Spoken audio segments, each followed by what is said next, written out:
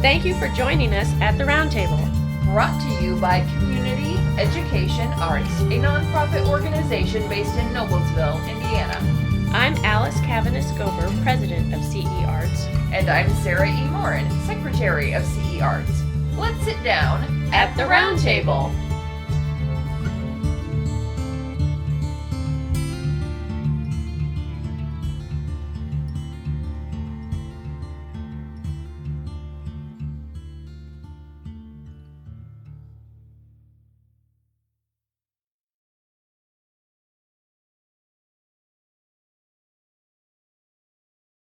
And then changing like direction or theme for a minute. Van Helsing at one point says to Harker, it is the fault of our science that it wants to explain all. And if it explain not, then it says there's nothing to explain. I was just like, oh my God, I like that. fake news, I was just like, I like oh dear, that. oh dear, we could do a lot with that, so. Mm-hmm. That's a great quote. I like the other ones better because they're more quintessential Dracula, but I do like that quote. Yeah. Now, going back to this idea of lore and what Dracula actually is, my next quote is from Mina's journal. She is quoting Van Helsing. So it's like a quote of a quote of a quote. Anyway, this vampire which is amongst us is of himself so strong in person as 20 men. He is of cunning more than mortal. For his cunning be the growth of ages. He have still the aids of necromancy, which is, as his etymology implied, the divination by the dead, and all the dead that he can come nigh to are for him at command. He is brute, and more than brute, he is devil, in callous, and the heart of him is not. He can within his range direct the elements, the storm, the fog, the thunder. He can command all the meaner things, the rat and the owl, and the bat, the moth, and the fox, and the wolf. He can grow and become small, and he can at times vanish and become unknown. In other words, be invisible, disappear. That's, there's so much and the language is awkward because Van Helsing is supposed to be speaking in broken English. He's German, and his English is not good. So that's why some of that is rather awkward to the ear and to the tongue. But a little bit later on in the same conversation, he says, and they're talking about fighting off this monster. And Van Helsing says, but to fail here is not mere life and death. It is that we become as him, that we henceforth become foul things of the night like him, without heart or conscience, preying on the bodies and the souls of those we love best. To us forever are the gates of heaven shut, for who shall open them to us again? We go on for all time and abhorred by all, a blot on the face of God's sunshine, an arrow in the side of him who died for man. But we are face to face with duty, and in such case must we shrink? For me, I say no. But then I am old, and in life with his sunshine, his fair places, his song of birds, his music, and his love lie far behind. You others are young. Some have seen sorrow, but there are fair days yet in store. What say you? This is his challenge to the young people in the story. Are you going to help me fight this monster? Or, I don't have so much to lose. I've lived my life. I'm old, but I think that's but again, speaking of the lore of what Right. consequences of being seduced by Dracula, Right. Yeah, I enjoyed that one quite a bit. Yeah, some of those phrases are quite poetic. Yeah, they really are. In spite of that, again, Van Helsing is speaking in English is not his first language, and this is I think Mina is still recording his words in her diary, in her journal. So, it is what it is. That Bram Stoker, that author, he was something else, Okay, and then this quote is just one of my favorites because it has to do with books, but it doesn't really have much to do with anything else. But I wanted to include it because I really like it, and it's very early on in the book, chapter 2, Dracula to Jonathan Harker. Jonathan doesn't really understand or know what he's gotten himself into. He's at the castle. His isolation has begun, but he doesn't really know. And Dracula is they're in the library. They're looking at his books, and he says, "These friends," and he laid his hand on some of the books, "have been good friends to me, and for some years past, ever since I had the idea of going to London, have given me many, many hours of pleasure. Through them, I have come to know your great England, and to know her is to love her. I long to go through the crowded streets of your mighty London, to be in the midst of the whirl and rush of humanity, to share its life, its change, its death, and all that makes it what it is." He wants to eat London, he wants to suck the blood from London. I just love it. I think that's so great. But it's through books. He's found London as a obsessive goal because of books. And I just and that could fit with our coronavirus theme right there. He is like planning to be this invisible viral invasion in London in that passage. Or I was thinking more of I can't go there right now, and so I'm learning about it virtually. True. Yeah, that's true too. Virtual travel through books. And in our age era, internets and everything, but yeah, don't you also think it's all like I'm gonna go there and I'm gonna make hay, he's just gonna take over. So I don't know. And there was one quote, Lucy to her friend Mina, in a letter. Lucy is Mina's very vivacious and popular among the gentlemen friend. She has had a lot of proposals of marriage, and this quote that she writes to Mina in a letter reminded me of a lot of the more either anti get married or pro get married, i.e. we'll talk about Gone with the Wind next, quotes from Jo, Emma, Scarlett when we were talking about some of the other books earlier. The quote is, "Why can't they let a girl marry 3 men or as many as want her and save all this trouble? But this is heresy, and I must not say it." If we wanted to use Dracula in a lighthearted way, that would be, a lighthearted but really meaty, lots of stuff to talk about way. Right. It would tie into the others. Yeah, but, it would. Yeah. It's not one of my favorites, but I think as far as a really short passage that most people wouldn't. I mean, sometimes we'll pick a book, like when we picked Three Musketeers, the quote we used was from Milady.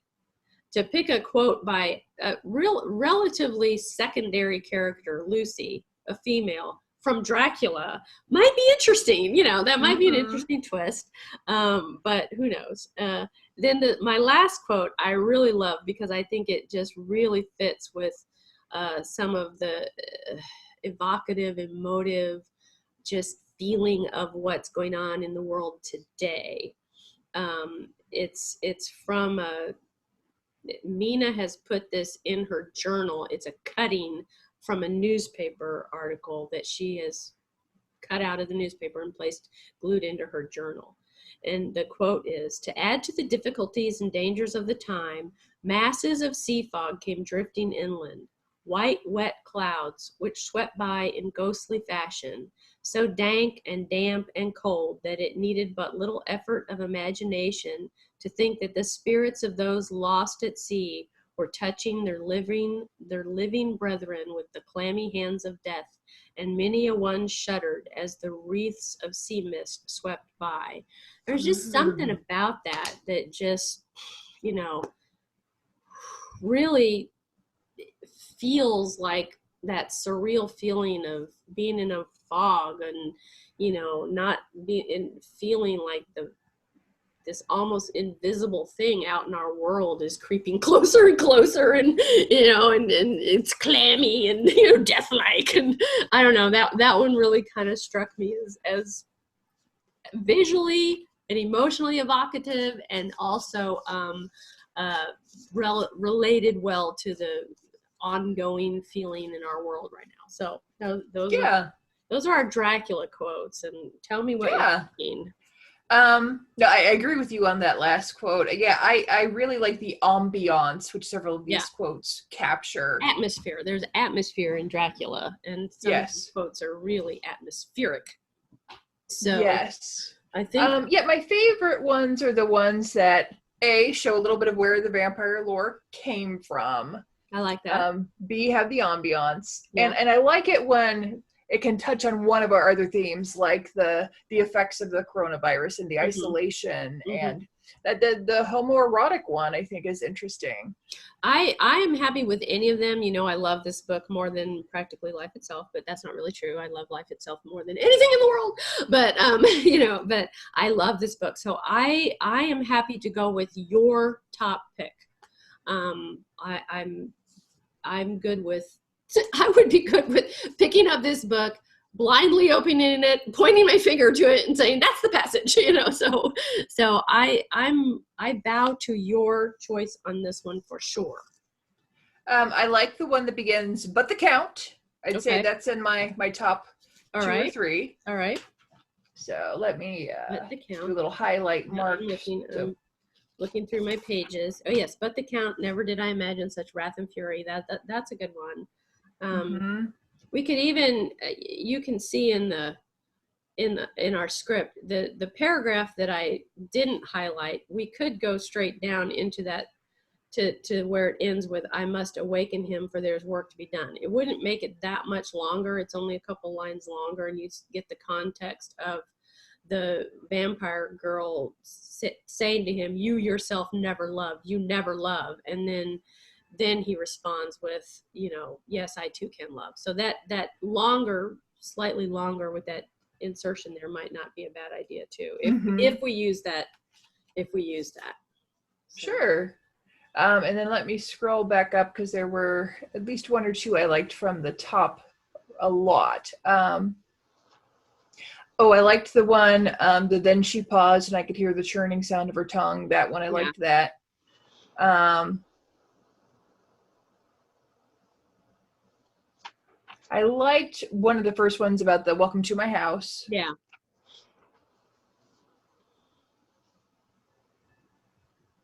Oh, and the one where he's crawling down the wall. Yeah, I think that's a good one. And it's, you know, for lack of a better phrase, it's just campy enough, you know, to almost be, but it also I love that part, that how it hits that the elements of, you know, the vampire lore, some of the beginnings of that, and also that sense of, am I losing my mind?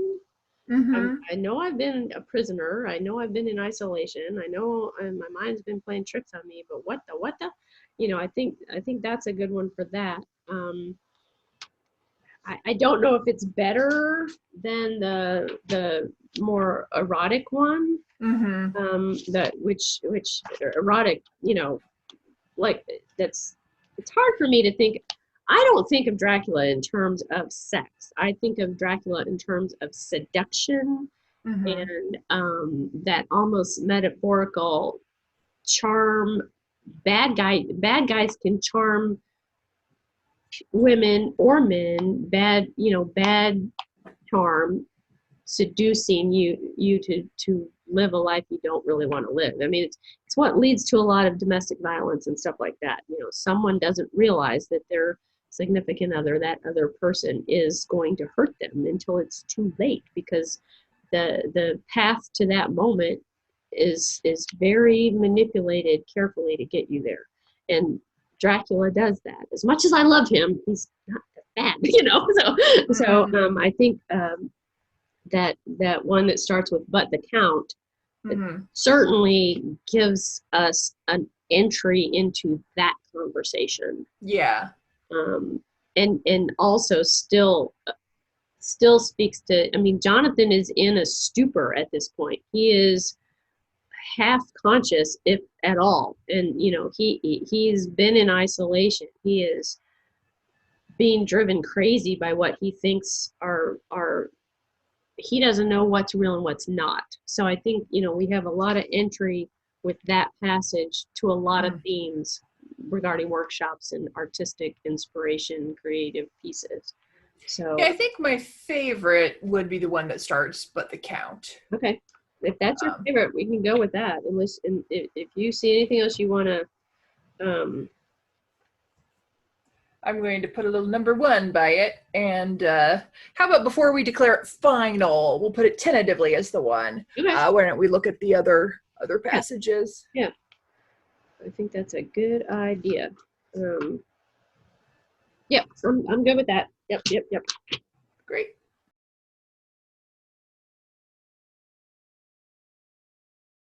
This has been At the Round Table with Alice And Sarah E. of Community Education Arts. Our nonprofit organization is based in Noblesville, Indiana. You can find us online at cearts.org. This activity made possible in part with support from the Indiana Arts Commission and the National Endowment for the Arts, a federal agency. We'd like to thank James Weston for writing our intro music and for his technical savvy. Join us next time At the Round Table.